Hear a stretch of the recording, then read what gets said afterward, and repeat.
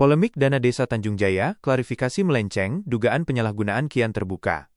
Garut, Banjarwangi. Polemik pembangunan Jalan Cipendei Petakan di Desa Tanjung Jaya, Kecamatan Banjarwangi, Kabupaten Garut, terus memanas. Proyek senilai Rp226 juta dari dana desa DD, tahap 2 tahun anggaran 2025 yang seharusnya menjawab kebutuhan masyarakat, justru menuai kritik akibat langkah Kepala Desa, Kades Hedi yang dinilai lebih sibuk melakukan pencitraan ketimbang memberi jawaban substantif. Sabtu, tanggal 27 September tahun 2025. Media bidik hukum sebelumnya, tanggal 15 September tahun 2025, menurunkan berita berjudul, Skandal Dana Desa. Proyek aspal Rp226 juta di Tanjung Jaya Banjarwangi dikeluhkan warga. Namun alih-alih menggunakan hak jawab pada media tersebut, Kades Hedi memilih memberikan klarifikasi di media lain pada tanggal 27 September tahun 2025. Langkah tersebut dipandang menyalahi prinsip hak jawab sebagaimana diatur dalam Pasal 5 Ayat 2 UU Nomor 40 Tahun 1999 tentang Pers, yang menegaskan media wajib melayani hak jawab. Narasumber yang merasa dirugikan pemberitaan seharusnya menyampaikan tanggapan pada media yang memuat berita, bukan pada media lain. Kalau klarifikasi dilakukan di media lain, itu bukan hak jawab, melainkan sekadar akal-akalan pencitraan. Itu bukan jawaban, tapi pengalihan isu, ujar ASB, Kepala Biro Bidik Hukum. Ironisnya, hingga berita ini diturunkan, Kades Hedi dan tim pengelola kegiatan TPK menutup komunikasi dengan jurnalis bidik hukum, bahkan memblokir nomor wartawan. Hal ini semakin menegaskan sikap menghindar dari tanggung jawab publik. Kejanggalan lain dalam pengelolaan dana desa.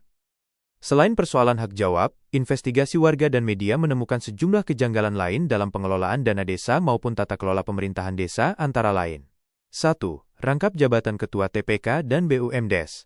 Ketua TPK Endah diketahui sejak 2024 juga menjabat Ketua BUMDes. Kondisi ini berpotensi melanggar asas tata kelola pemerintahan desa dalam Permendagri Nomor 20 Tahun 2018 tentang pengelolaan keuangan desa karena membuka ruang konflik of interest. 2. Perangkat desa fiktif. 2 perangkat desa diduga tidak pernah berkantor, namun tetap tercatat dan bahkan SK pengangkatan mereka digadaikan ke bank, dengan dalih program stunting. Jika benar, tindakan ini bisa dikategorikan penyalahgunaan wewenang sebagaimana diatur dalam Pasal 3 UU Tipikor, Nomor 31 Tahun 1999 Jo. UU Nomor 20 Tahun 2001, dengan ancaman hukuman hingga 20 tahun penjara. 3. Hak RT, Kadar dan Linmas belum dibayarkan. Meski anggaran operasional RT dan Kadar sudah dicairkan, namun hak mereka belum diterima secara total sesuai haknya. Hal ini melanggar prinsip akuntabilitas keuangan desa sebagaimana diatur dalam UU Nomor 6 Tahun 2014 tentang Desa dan Permendagri 20/2018. 4. PBB warga tidak disetor penuh. Pajak bumi dan bangunan, PBB yang ditarik dari warga diduga baru Rp1 juta yang disetorkan. Ketidaksesuaian ini menimbulkan indikasi penyelewengan yang dapat dijerat dengan pasal pidana korupsi. 5. Pengawasan lemah dari Camat Banjarwangi. Camat selaku pengawas dianggap lalai menjalankan PP Nomor 12 Tahun 2017 tentang pembinaan dan pengawasan penyelenggaraan pemerintahan daerah sehingga membuka celah terjadinya penyimpangan di desa. Masyarakat kini mendesak agar Kades Hedi dan TPK membuka dokumen rencana anggaran biaya RAB, laporan pertanggungjawaban, serta bukti realisasi anggaran. Transparansi menjadi kunci agar polemik ini tidak berakhir sebagai skandal hukum.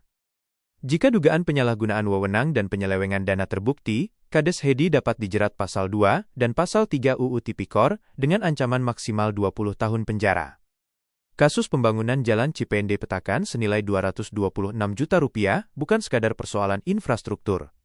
Lebih dari itu, kasus ini menyangkut integritas dan marwah akuntabilitas pengelolaan dana desa di Kecamatan Banjarwangi. Publik kini menanti langkah transparan, bukan sekadar panggung pencitraan. Reporter, ASB ASM